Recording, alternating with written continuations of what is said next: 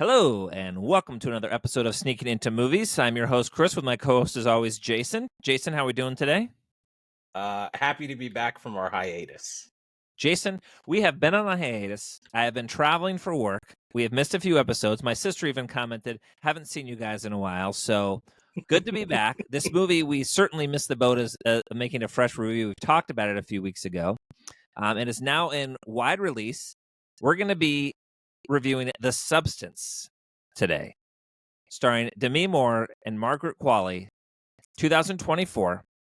Jason, as always, we start. Did you like this movie? Would you recommend this movie? I liked it, and I would recommend it. Okay, those are two good positive starts there. Jason, I would highly recommend this movie. It is the craziest film I have seen in some time. It's a French director, Coralie Farge. When you hear other people talking about how wild the ending gets, you are not prepared. You cannot be prepared about how crazy the ending of this film goes. I'm shocked that I'm happy it got picked up for release. I'm happy to see films that like try a little bit, but it is wild. Jason, would you agree with that? You see a lot of films. We've seen some crazy ones. That was a wild end. I would say for the ending was a little bananas. I don't want to ruin the ending. Yes. Like, I want people to watch the ending and not be shocked. But it was over the top. I think, I don't know, that doesn't do it justice on how over the top it was. And I failed to read if the director actually, or the screenwriter, whoever wrote it, she did everything. Wrote, directed, co-produced, co-edited. This is a very this is auteur type of film. Yes. Wow. Okay, I'll have to look up what her rationale for the ending of the movie was. I want to say it's something. I think it's like a take on beauty and standards and things, but yeah, it was like very French, if I can say that in a sort of like complimentary and insulting way. That sort of dual statement there. It was very French, but just God, it was great to see also like Demi Moore, who has been, everyone has known her for some time. She's done like really big films. She's done. I don't know. I think she really took a risk here. I felt it like she was trying to do like John Travolta in Pulp Fiction, sort of a comeback type of movie by doing something with the. I'm gonna look director. Real quick. Yeah, I don't know where she's been, so let me look and where Demi's been. Yeah, has she done anything lately? I'll be on. You know what, Jason? Fair. I'm flashing of like Charlie's Angels, and that was some time ago. What has she done? Okay, maybe that image. Look at it. Look. Let's see what Demi has been up to lately. But she has earned her. Let me know. Yes. IMDb. There we go. She is in. That's a TV show. The Unbearable Weight of Massive Talent. I think that was a Nicolas Cage movie. Yes, Nicolas Cage movie. Yep. That was good. Was she just like a cameo in it? No, she was. I like saw the movie, but not. Please, too baby, memorable. Please. Please, baby. What's Songbird. Jeez, I've never even heard of these things. Okay, so Demi has been in the background a little bit here. That Nick Cage movie was not a huge movie. It was pretty big. But I think this was like really, in my mind, the best acting I've ever seen her do. Can you think of something from the 80s that she was excellent in? I mean, she's done a lot of good work, like St. Elmo's Fire. I thought she was great. She was on Empire. Oh, she was in Empire. Okay. She's not an Empire watcher, so. Okay. With Terrence Howard. She was on Empire. That's so interesting of it. Like they build her as that, like Demi Moore from Empire. Dating myself there. And also, Jason, another actress in it. We talked about this on a previous episode. Someone I think is phenomenal, artist is Margaret Qualley, who played her, the other half. She is amazing in this. So it's great to see. We were just talking about how amazing she was, and then to see her in this, it further substantiates my opinion on her. That she's a scene stealer. Yeah, she's a scene stealer. Great artist. I will say that I like the fact that they didn't really let her talk. so she couldn't do her impression of Vince Vaughn and suck all the oxygen out the room. Yes, I hear you. Vince Vaughn impression. That's what I always think of it when I see her. So people don't know the plot because most people have never heard of the movie. So yes. I wrote the plot down. Okay, here's the plot. Ready? I took this from either Wikipedia or Google reviews here. Ready? The Substance is a 2024 satirical body horror film, written, directed, co-edited, and co-produced by Coralie Farge. It follows a fading celebrity, Demi Moore, who uses a black market drug that creates a much younger version of herself, Margaret Qualley, with unexpected side effects. Dennis Quaid also stars. Ooh, fun fact, what I learned today. Someone was cast previously in Dennis Quaid's role. Would you like to take a guess who that actor was? Older gentleman, very famous. Jeffrey Epstein. Jason, show me Jeffrey Epstein. No, Jason. Give me a hint. Someone that died. He had died. He left us. He left a legacy on screen. Quincy Jones.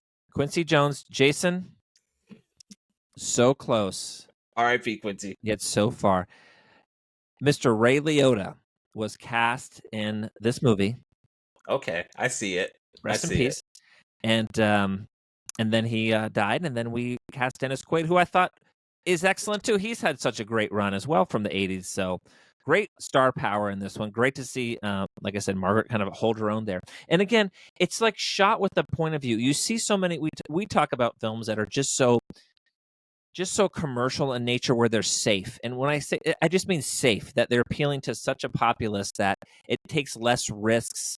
It doesn't like film with this sort of like bravado in a sense, and I mean that less, just male, but like this one had it. It felt very artistic. It felt, the cinematography felt so deliberate. And then it just got batshit crazy, which I just love in a film where it's just unexpected. Like comedy in films, when it can go, it creates the unexpected. I love it. Okay, well, let's just hypothetical. Yeah. So the Substance, you take the Substance. Your younger, I'm just going to say your younger, more talented you comes out, and you have to swap week for week. You're still the same person, but you have to swap week for week.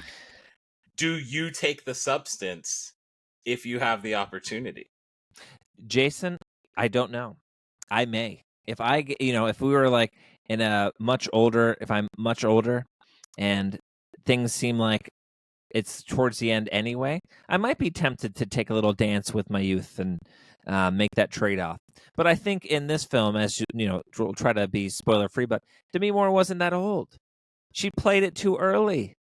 I mean, I know when you're a star, I hear you. When your star is sort of fading, it maybe is like a less, more pressure, so to speak. But yeah, that's fascinating. I mean, I think the movie really plays on. I mean, that just sort of sets up the plot, like you said. They take the Substance, and then you get to be a younger version of yourself that everyone loves. It really sets the thing about how important beauty is, and how people take that so seriously that it's like willing to sacrifice everything for it. I would take it. Yeah, you would take it, Jason. I would take it right now. Yes, I was changing my oil. Listen, I was changing my oil the other day, and I had to plop down on the ground to get under this car, and I went, man, that's when I was 20. When I was 20, I could just like fall on the ground and just roll over, and I'm good. I plop down on the ground, like, wow, that's concrete is hard. Oh my I'm taking it. I'm taking a week off to rest and nourish. Let my young self, hopefully with some restraint that I didn't have when I was young. Restraint. You use the knowledge that you've gained to not make the same mistakes again. Let them run wild for a week and then come back. Now, much like the movie, I don't know that my alter ego could be trusted. You cannot trust yourself. I don't know that they're not going to go, let me get another hour, day. And I know young me would be like, how do we find a way to manipulate the system? Now, Jason, let's just back up just one thing you said. When you talk about you would abuse it, that's why they called it the substance. It's like we get addicted to substances.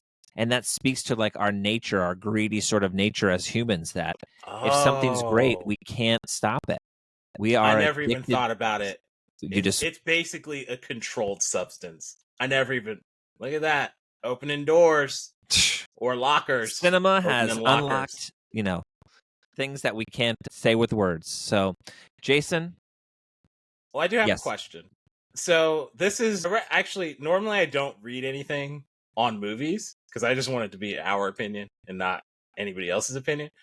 But I kept seeing where it talked about this was a feminism anthem and it's female positive. Yeah. And I watched it and I just went, it felt shallow because there's one part, and this isn't ruining anything, but there's a part when the younger version starts stealing time and there's a body part that's messed up. And they're like, do you want to quit? And she's like, no, I don't want to quit. No, you're vain and you're living vicariously through yourself. Yeah. I don't know that there was anything feminist or body positive because honestly, like the body that was positive was the young girl. So I don't know where there's a feminist arc at all because you're worshiping. You see, everyone worships the young version of her. Yeah, but so do you. Like you also do because you go when you can shut it down and just go to being not as old as she thinks she is, but over the hill career wise. You go, no, I don't want to do that because I still like being adored, even though it's not me. So she's basically like a dance mom or a pageant mom who's in the background going, let me show you how I did it when I was this age, and enjoying it through their child, younger version of herself. I just don't know that it's a positive commentary on feminism. I could see that. You know what? You did say something. It did feel shallow. It did feel like maybe it was trying to push that point or push a sort of arc. It did. I think you're right. It probably fell short of that. I think I'm more interested in just the sort of like expression of it all that went so wild that it kind of, I think to your point, it kind of falls short of being that positive anthem there. I could see where they're trying to get to that destination. But to your point, you're right. It's not balanced. You're right. It wasn't like trying to show the both sides of it. Or maybe they were just making an overall comment about the negativity of beauty in general, like the fallacy of always trying to, like the fallacy of chasing beauty. It's it's a pretty huge market, beauty. I saw a thing in, I want to say it's a Wall Street Journal, where they were talking about the skincare regimens of the Gen whatever's after Alpha, whatever, like 13, 14, 15-year-old girls. And instead of asking for purses or makeup, they're asking for $100 serums for their face. Oh, really? $100 face washes. And people are going, this stuff wasn't intended for young kids. Right. The snail serum is not for children. Yeah, when you're 14 and you go, oh, I have a pimple, you're not supposed to be reaching for like $100 cover-up. You're supposed to just be like, where's that Oxy? That's funny. Jason, I think it is. I mean, having a daughter is of that age, it's so, because there's so much more prevalence of media, of your social appearance that we didn't have when we were younger. So our like, people could only sort of see that we were ugly if they knew us, like in our immediate physical circle. Like the number of people who could call me ugly was just the people I knew, not like online where you have this other, this persona that extends out. So it raises that sort of, I think.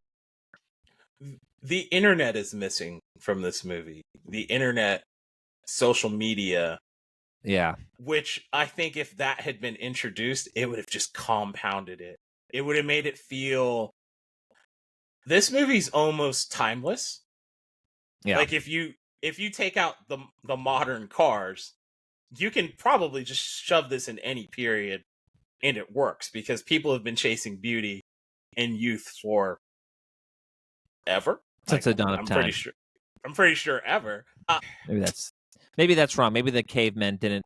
They were in sort of survival mode where it was less, based on the beauty. But I mean, we're also the human species. We're sort of, maybe that biology is since the beginning.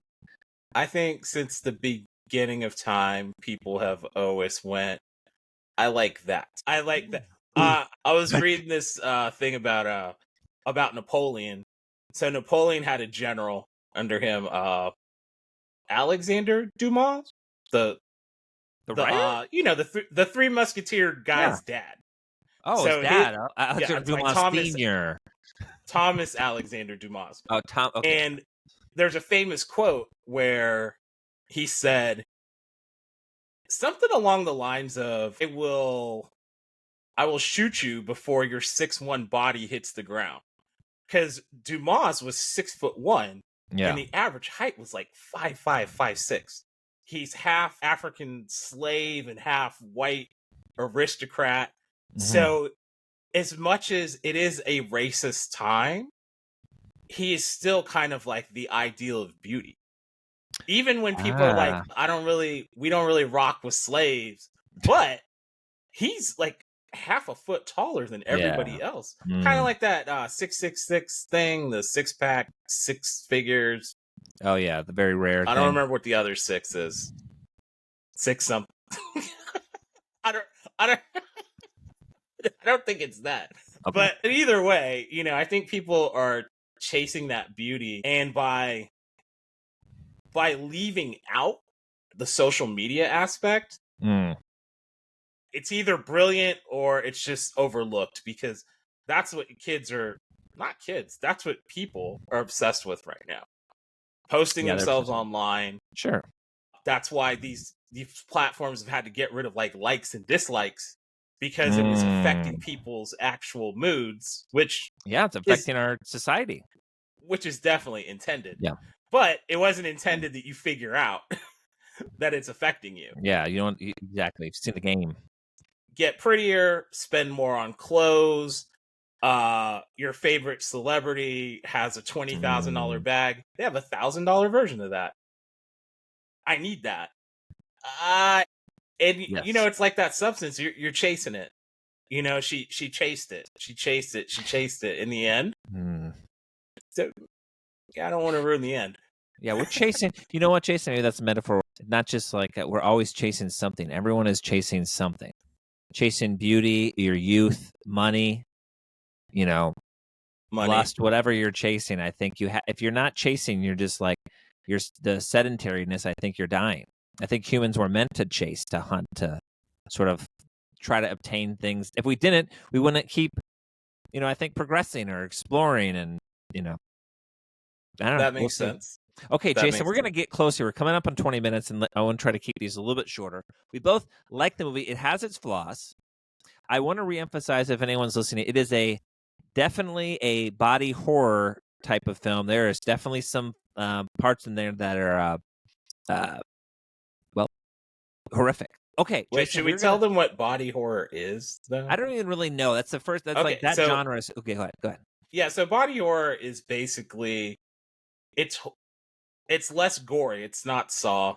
It's not anything like that. Yeah, it's body manipulation and horror through that, where breaking bones, creaking. My first introduction to it, and probably a lot of people's, American Werewolf in London. Yes, yeah. When his body's transforming and, terrifying when you're 5 or 6, obviously. Less terrifying now. But it's that same kind of manipulation through horror. You see it in, like, The Exorcist, when she bends backwards and goes up the wall. Yes. The crab walks and things. Yeah. It's not a gore fest, if that's... Right. What I want to make sure that people that are like, oh, I don't watch horror. Yeah, it's not a gore fest. It's not that. It's such an it's an art film. I mean, it really is. It's such a blend of things, but pretty wild. Jason, we have had some quite inconsistency of our rating system. We've gone to multiple stars. We've gone to review, and I kind of like that. It keeps people guessing out there. So, Jason, we're going to do whatever you want to rate tonight. How would you like to score tonight? Out of 5 or 10? Or whatever system you want. Let's Let's do 4. Out of 4? Out of 4. Okay, out of 4. I'm gonna give it a 3.4. Okay. I'll give it a 3.5. I liked it. Hey. So that's a AB. That's okay. Right there you're on the border. Listen, I think from what I read, it did well. People were interested. I mean, it has its flaws. It is a little shallow. It doesn't quite live up to this sort of like maybe grandiose, like you said, anthem or, feminist anthem. But it's good. It's interesting. It has like a voice. And that's what I think I love about cinema is like you can find people that just have a voice that just push it where you remember this. Jason, you will, if you see this movie, you will remember the ending. You will will stay with you. Yes. Please, anyone that's seen the movie in the comments, write what you thought about the ending. Because I'm curious if I was the only one that was like slack-jawed while it was going on. And Jason, I want to come back and do something on the ending later. Yeah. Let the people go watch it. Okay, and then we'll talk about the spoiler version. Jason. Yes, we'll do a spoiler version with the ending. One question though, this movie was very light on dialogue. I'm not gonna. Don't hold me to it, but I think Dennis Quaid probably had more lines than anybody else. You know what? The entire thing. The French. You say it, you show it. Don't necessarily have to say everything. Efficient.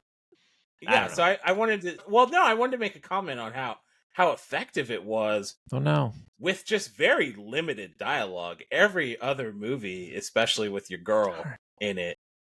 We're doing so good, Jason. Your internet froze on me. Oh no! Oh no! No. Did it freeze? Jason, come back. Wait. Oh man. Well, am I back? You're back. I'm back. We're keeping that part in. Cut that out. Jesus cut that part out. I stayed on. Dead air. All right, come on. We got to wrap it up. That was a sign. What were you saying? I guess I am no Joe Rogan. I am not an expert at this. No, but you just did a high pro level engagement mining by asking people to leave comments and teasing a second episode of part 2. Jason, pro move. I'm learning. Okay. Wait, what movie would you recommend? Yeah. In the horror genre? I don't know about horror, but the one film I kind of thought to my head was called Man Bites Dog. Let me see when the year that was made. 1992. It's a sort of faux documentary about a serial killer. It is awesome. Man Bites Dog, 1992. Got to see it. It's also French. That's why I thought of it. It's just another when I saw that film, it just sort of pushed the genre for me, and it's hardcore. All right, Jason, what would you recommend? I'm going to say American Werewolf in London. Okay. A 80s horror classic. It will introduce you to body horror if you've not met it yet. And I don't know how it holds up after 40 plus years, but I thought it was good. Okay. Check it out. Jason, great review. The Substance. We will be back for part 2 with the spoiler, talking about the ending and or a second film, depending on our schedules as we get back together. Thanks for watching. See you later. Good night. We got to stay on.